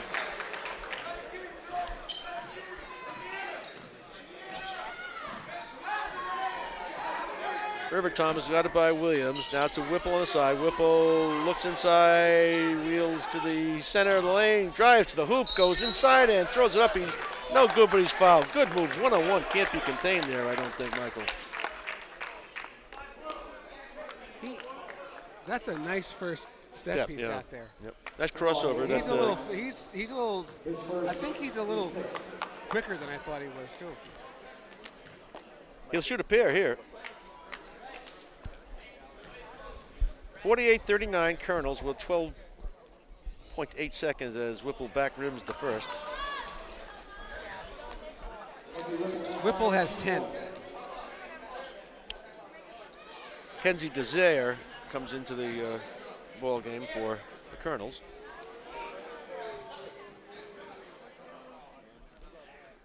Second by Whipple is good and stretches it back to 10. Soft pressure put on by the Colonels. Here comes the ball ahead, stolen there at midcourt by Thomas. Throws it into the brother, throws it up and up in. Oh, no good. What action? Sanchez with a long three-pointer. I don't think anyone had an idea what the time was left in the half. Maybe the scoreboard isn't big enough up there. All right, 49-39 at the end of 3 quarters as the Colonels seek that 19th win of the season. Let's go back to the station for this message. At the MJ Sullivan Automotive Corner, our #1 goal has always been to earn your business for life. As one of the largest dealerships in Eastern Connecticut, selling Chevrolet, Cadillac, Buick, and Hyundai, we accomplish our goal by not just offering the best buying experience, but more importantly, the best service experience after the sale.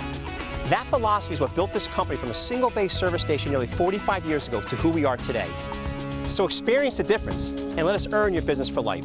The MJ Sullivan Automotive Corner in New London or at mjsullivanauto.com. We can clip it, trim it, and cut it down to size. But most of all, we design it, plant it, and care for it. We have the tools, the know-how, and the passion. Grow something beautiful with Sprigs and Twigs, stewards of the environment.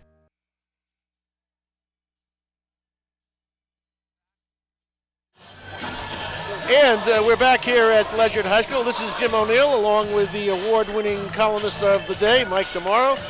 49-39, the Colonels enjoy a 10-point lead as we head into the fourth period here as they seek their 19th win of the 2012-13 season. Be a school record if they can get there, Michael, and one more quarter of play and they can put it in the books. Get the ball to number 34. That has been the story of tonight's game. Get the ball to Darnay Gray inside. He's just simply been the dominant force here.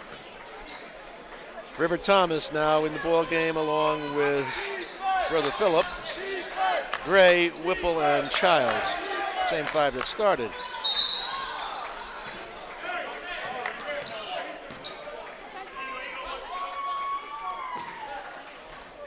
Julian Bravo.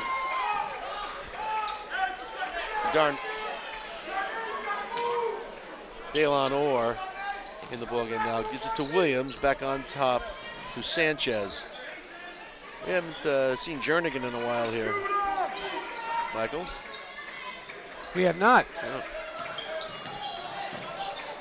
Sanchez now in the corner.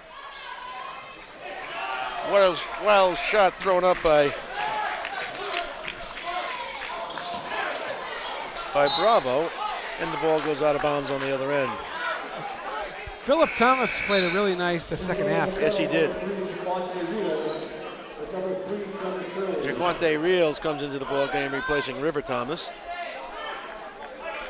As the Colonels will inbounds underneath their own basket.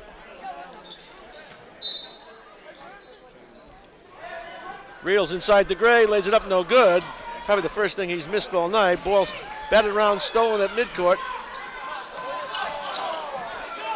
to Thomas, who wheels left into the lane.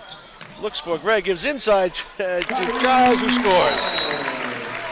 Kyrie Childs off a nice pass from Philip Thomas, and the Colonels go out to a 12-point lead and a quick timeout called by the Owls. Sort of just what you said, Michael, they can't do to start this fourth quarter. The Owls have got to have a scoring splurge somewhere here. They're going to have to make a lot of threes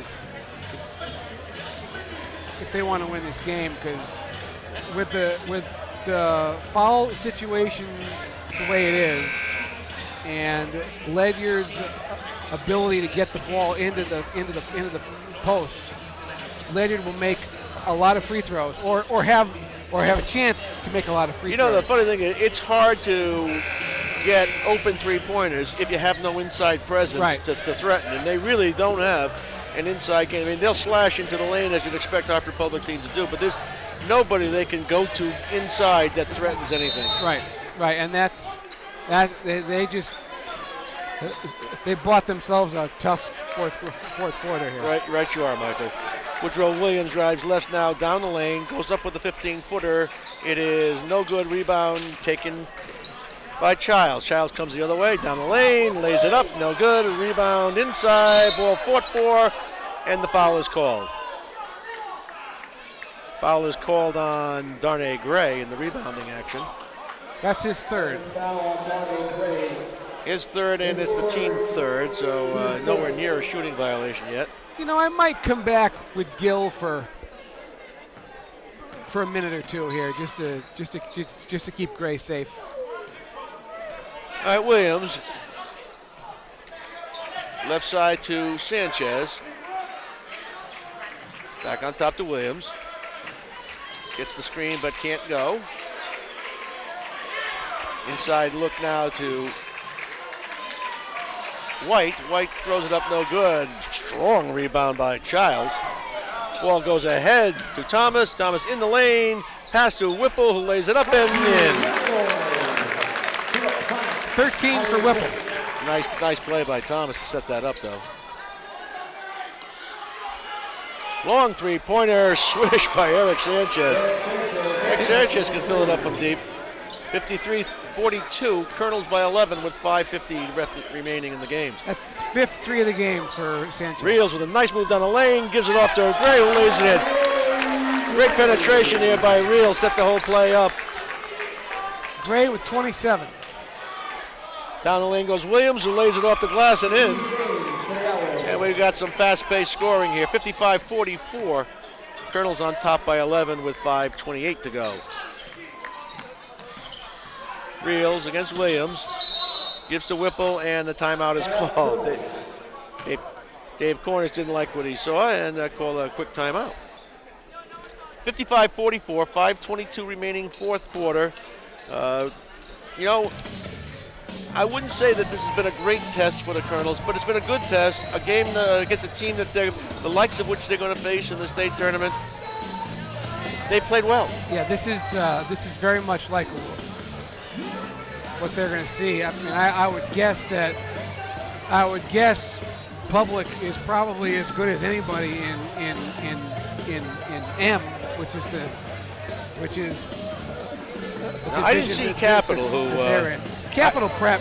They're the best team that they've seen. Ledyard has seen all year, but they're not going to have to worry about them.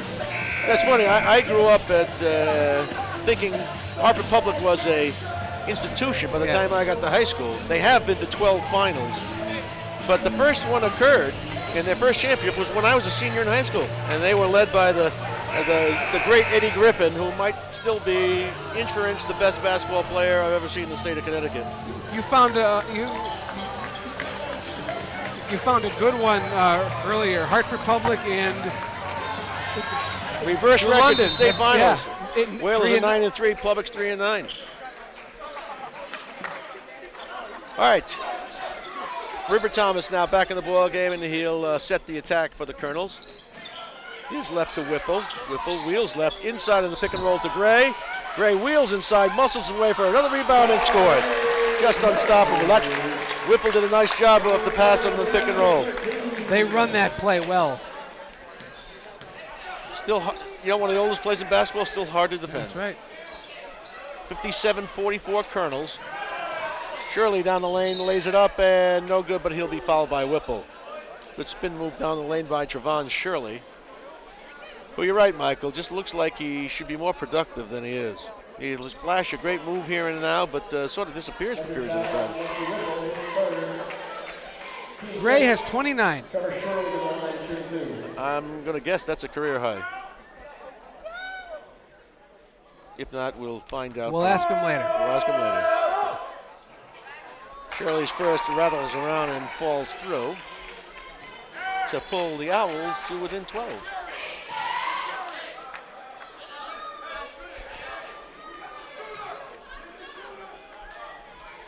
Shirley's second rattles around and falls through, and he pulls the Colonels to within the Owls to within 11. Ledyard 57, Hartford 46 with 4:44 remaining. Thomas setting the attack. Right side Whipple. Whipple drives baseline, goes underneath the hoop and lays it up. No good. Gets a rebound, shoots, and is fouled. You know, one thing I do like about Thomas Whipple's game is not only that quick first step, but he doesn't quit on a play. And that is such an important thing for a young basketball player to understand. Just don't quit on the play. He was quick to the basketball after the miss the first time and ends up with a scoring opportunity as a result. He, as we said before, he does more than score. Yep. Bounces around off the back rim and misses. Do you ever notice that? I think that's what most coaches die of. They die of missed free throws in the fourth quarter. Turnovers and missed free throws. His second also bounces around, no good, but Gray scoops up the rebound and gives it back to Whipple, and River Thomas will set things again.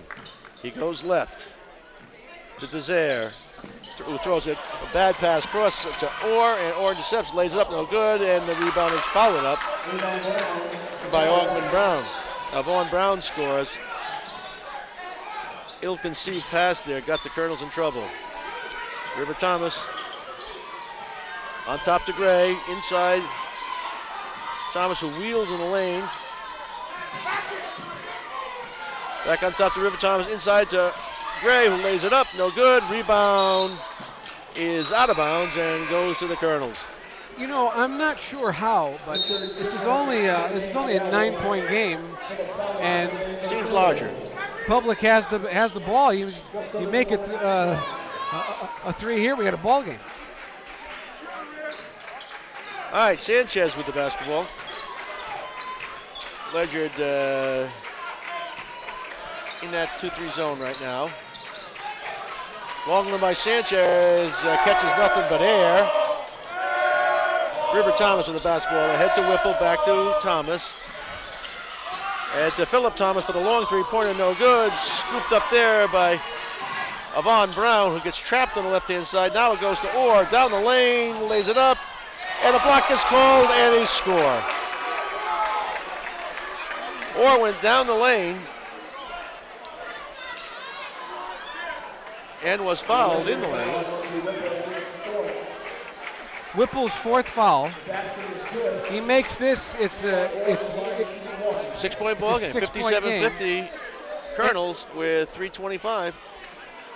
And this will be the first time all year in the last 4 or 5 minutes Ledyard will have to make plays to win games. Reels replaces Thomas, but he's decided to leave Whipple on the court. That was my Janet Jackson equipment malfunction moment. I was going to say, it sounded like I was something there exploded. when it happened, by the way. I was in the Super Bowl. You were in the when Super- I had well, no idea what happened. I did see the streaker, though, before anyone else did. I knew that wasn't an official. I know an official when I see one, and very few of them are naked. How about that Jim Bunicor, huh? Does it all. He does everything. Does it all. I used to like to point to Everett and have him do it.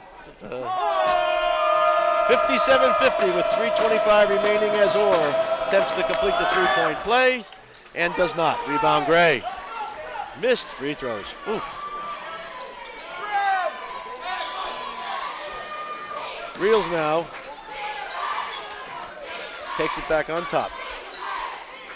Owls more man-to-man now. Whipple has the basketball on top. They try to double team, which do. Ball is stolen. Here comes Orr in the lane, and he scores.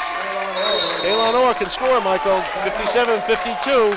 Colonels by 5 with 2:59 remaining.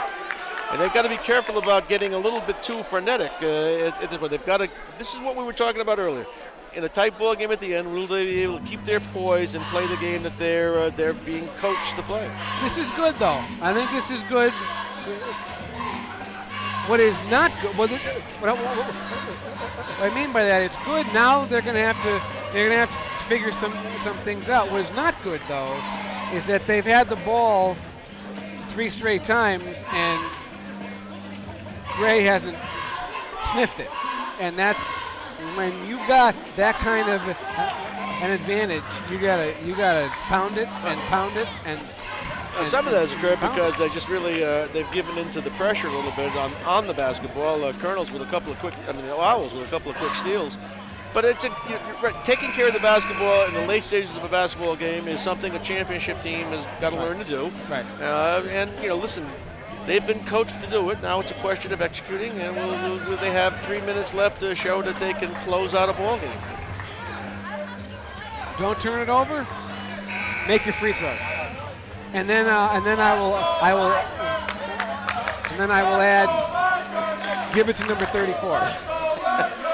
I mean, seriously, whatever they run here, he's got to get the ball. There's Reels with the basketball. Now he comes a length of the court, drives down the lane, tries to pass, and again the ball just not taken care of, Michael. Yep. Turnover. Yep.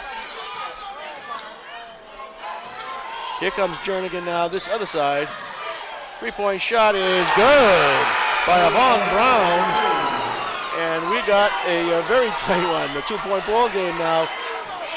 Full pressure by the Colonels. Here comes Whipple down the lane. He loses the basketball.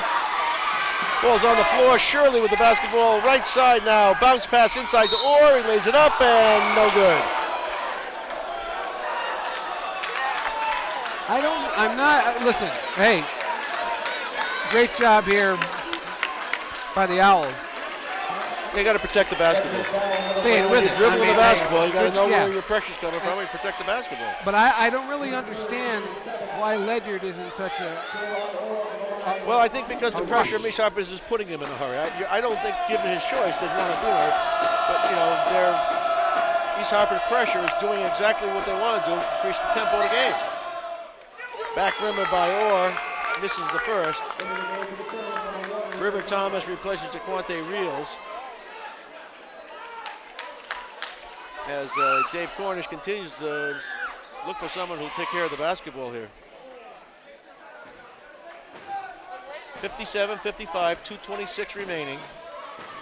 Colonels by a deuce as they search for their 19th win of the season.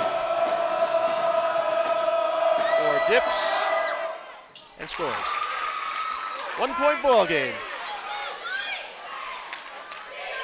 Pressure by the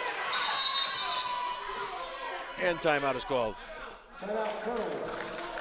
I think what Coach McKelvin is exorcised about is that the Colonels were not in the proper break pressure position. You're going to break pressure, you've got to space properly and you've got to be in an available position where you can receive a pass if you can't get where people jump in those kind of lanes between you. Really good timeout. Yep. By Dave Cornish. They've lost their mind a little bit, and this is a good opportunity to say, okay, you know, here's what we want to do, which is get the ball over half court and give it to Darnay Gray. Well, listen, I mean, the idea behind frenetic man and ball pressure is to try to increase that tempo by giving the illusion that there's available baskets ahead. Colonels have just simply not taken care of the basketball in the backcourt. You know, they really haven't gotten to a position where they can get the ball inside. There've been a couple of attempts down the lane, but the ball's been knocked away. And this really needs to have somebody strong, as Mike Piniella, my old coach, would say. You got to be strong with the basketball. You know, you really and this is a man-to-man pressure now. Thomas will inbounds. Philip Thomas will inbounds. Gives to Whipple in the backcourt. He gives it ahead to Thomas, who goes ahead to River Thomas. River Thomas with a long three-pointer. No good. Rebound inside by Gray. I don't understand the three-pointer, but it worked out. 59-56. Just over 2 minutes remaining in this one. That's one way to get him the ball. I guess. Long three-pointer is good by Alban Brown and Weir. Scoreboard's got it wrong. There's a steal at midcourt. It's tied. Orr lays it in, and the Owls have the 2-point lead. Yeah. Boy, just a lot of panic right now. It's 64-62. Yes, 64-62. Colonels with 141 remaining. The scoreboard is it's 61-59. That's right. It's a 2-point game. It's a 2-point game. We got a little bit. They got caught up in the pressure too. Apparently, the Owls were pressuring the scoreboard as well. 61-59 with a 141. Well, we'll see. This was the kind of game that we said would test them down the end, and it has. Now let's see if the Colonels can pull it all together and regain their poise. But now they have to score, Michael. It's not just a matter of holding on to the basketball.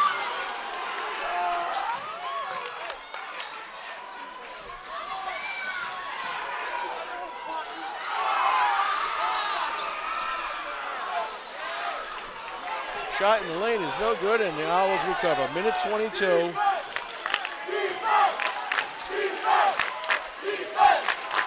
And Jernigan is going to go against Gray out at midcourt. I think he'll stay out there all night. Jernigan to Orr.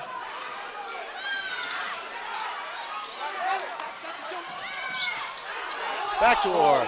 Almost trapped in midpoint was it Sanchez. Sanchez again runs left into the trap. Spins around, and the timeout is called by Public. Look, it's worth noting that Ledyard has the possession arrow right now in case there's I think in this timeout, Ledyard has to decide who they want to match up against, because they had Jernigan, who's a good ball handler but a physical kid, was being guarded by Gray, and I'm sure that Dave Cornish doesn't want Devon Gray out front guarding a point guard. No, and I don't know why Jernigan just didn't go by him. Well, because they're going to hold it right now, I think. Or certainly, who has never met a driving layup that he didn't like, was also holding the ball on top. So they're going to hold the basketball if they get it. Well, the reason I say that is, if he goes by him to the goal, Ledyard's best rebounder is way out here still. So, I mean, I understand. I still think that holding the ball now with 52 seconds, that's a little long. Coaches like to play with the lead. Yeah, they really do. Which the Owls have. 61-59 lead. They trailed by as many as 14 in this ball game. But with 52 seconds remaining, they have a 2-point lead over the Colonels and the basketball. And actually, Gray is still guarding Jernigan. Jernigan looking to inbounds, does so to Orr. Orr pressured, but gives up the steal. The steal by, and the foul. The steal by Kyrie Childs, and as he came up court, he was fouled quickly by Sanchez. But I'm trying to think of they're in the bonus, so it'll be a 1-on-1. Philip Thomas will go to the line. No, not Philip Thomas. It'll be Kyrie Childs who goes to the line to shoot 1-on-1.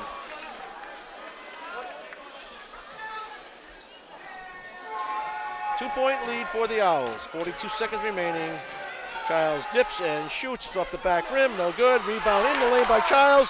Goes inside. Again, lays it up and no good. Rebound inside again by Childs. Scramble on the floor. Jump ball is called. A lot of opportunities there, Michael. Say it, on the free throw miss, what an athletic play by Gray getting the original rebound. Absolutely right. Of course, well, you are prescient, by the way. The arrow does go to the Colonels, and they couldn't have gotten in a bigger spot than this one right here. And they will inbounds with a 2-point deficit. 36 seconds remaining in this one. Good word, by the way. Rebound? Prescient. Oh, okay.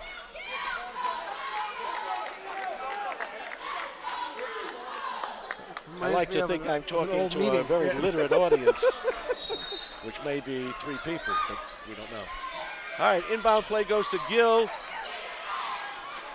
Ball is knocked out of bounds by Orr. And there's 32 seconds remaining. Again, heaven forbid.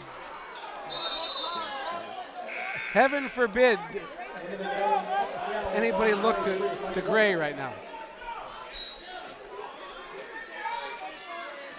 All right, Thomas with the inbounds to Whipple. Whipple goes baseline, and the ball is knocked out of bounds by Sanchez. Sanchez cut underneath him and knocked it out of bounds. Reels will inbound now as there's a scramble for position underneath. Reels inbounds to Gill, who shoots and cannot score, but will go to the line. Chris Gill will shoot 2 free throws with 28 seconds. He could play on my team any day of the week. Right time, right place. Yes. He knows where to be. Now he's got a pair of free throws that he's got to make with 28 seconds remaining and the Colonels trailing by 2. Dips, shoots, and scores. Big free throw by Christopher Gill. Pulls the Colonels to within 1. 28 seconds remains.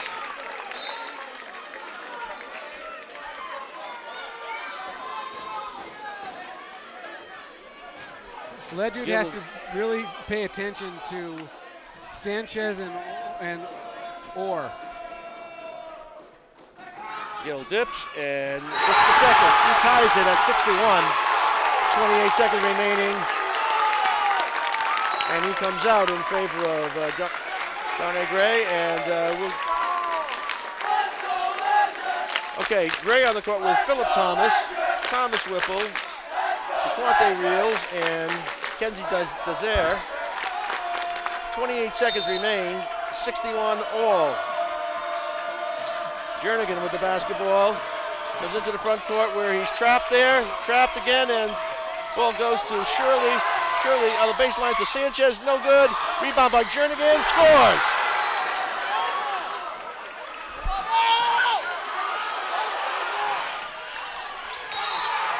And a foul is called. Wow. I don't even know how to describe that action. Scored inside. Jernigan scored inside to give the Owls a 2-point lead. In the subsequent action, if you can call it that, a foul was called on Hartford Public with 7.9 seconds remaining. They hold a 2-point lead as Jaquante Reels will shoot a pair. Coach, the foul was on Sanchez. It's his third. Reels dips and shoots and scores. How about that? His first point of the game. Couldn't be bigger. 1 point deficit for the Colonels, and Javante Reels will try to even the score at 63 with just under 8 seconds remaining in this contest. Reels dips and shoots and misses. Rebound taken inside by Thomas. Ball is knocked out of bounds. It'll go to Ledyard. I thought that went off of Philip Thomas myself. I think Ledyard just got a huge break.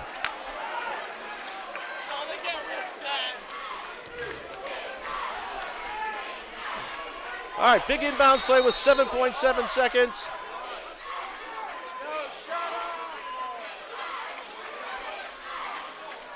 Javante Reels will inbound. If there's ever an inbounds play. Give him the ball, Tony. Christopher Gill, wow.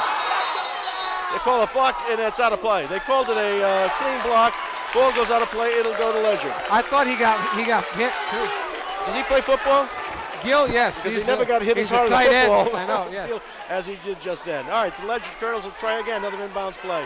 5.4 seconds, they trailed by 1. And now Reels will take the inbound. Reels in the inbounds.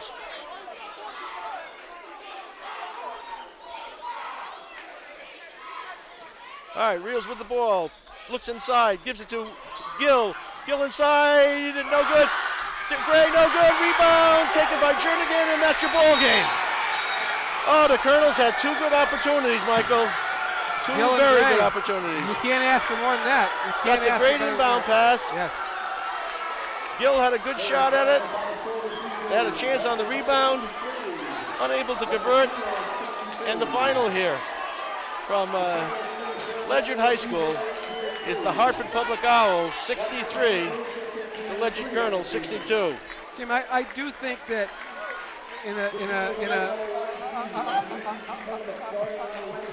I know nobody wants to hear it right now, but this will help them down the road. Well, yeah, they certainly will learn how to play in a frenetic pace in the fourth quarter.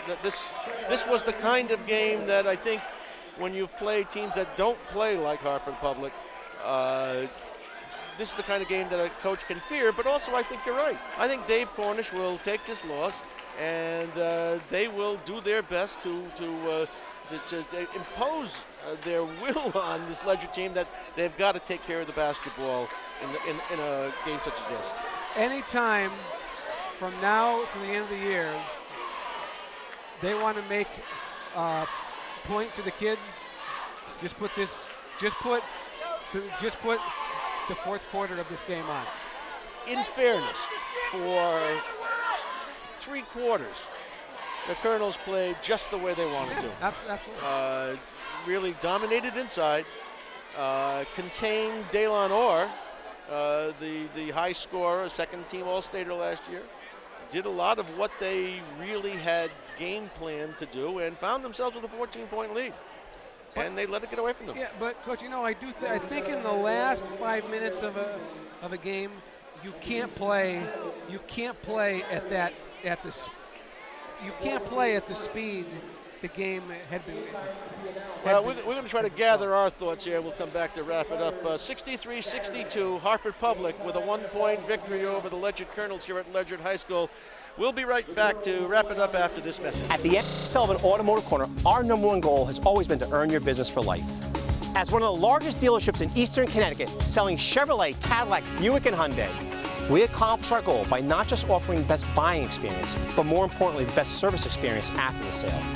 That philosophy is what built this company from a single-base service station nearly 45 years ago to who we are today. So experience the difference and let us earn your business for life. The MJ Sullivan Automotive Corner in New London or at mjsullivanauto.com. We can clip it, trim it, and cut it down to size. But most of all, we design it, plant it, and care for it. We have the tools, the know-how, and the passion. Grow something beautiful with Sprigs and Twigs, stewards of the environment.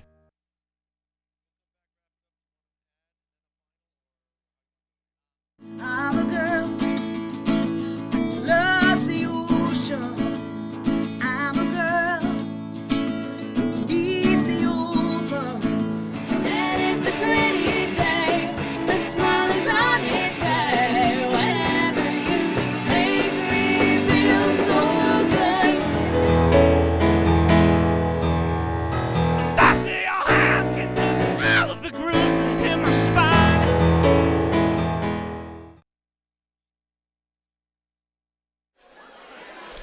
And we're back at a disappointed Ledyard High School gymnasium. Colonels going for their 19th school record win of the year.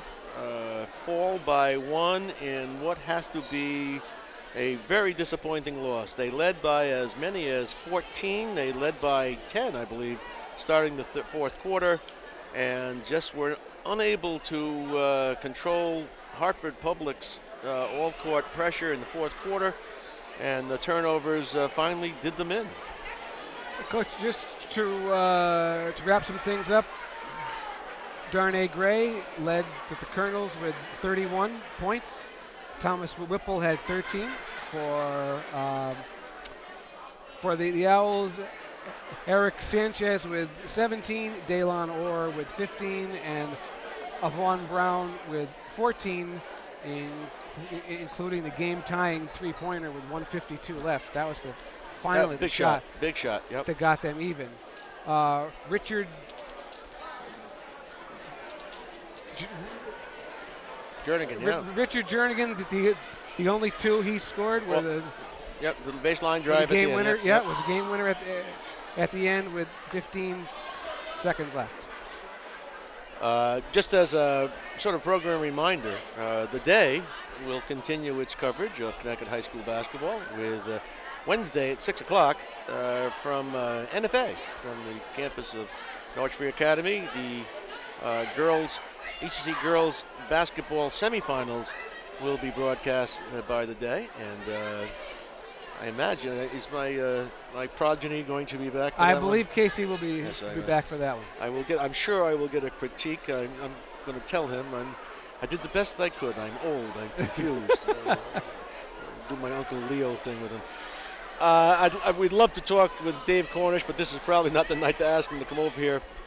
I think this is a good Colonels basketball team. I was impressed by what I saw. There's a lot of athleticism out there. They have some answers from both inside and outside.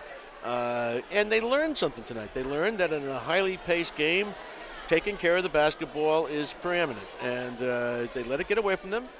I don't think they let a season get away from them. I think they let something that'll sting in the morning. And it should.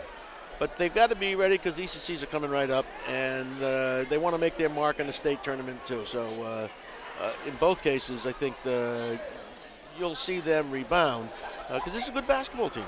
Absolutely, and for Public, which lost last night up at the Southington, you're down 11 with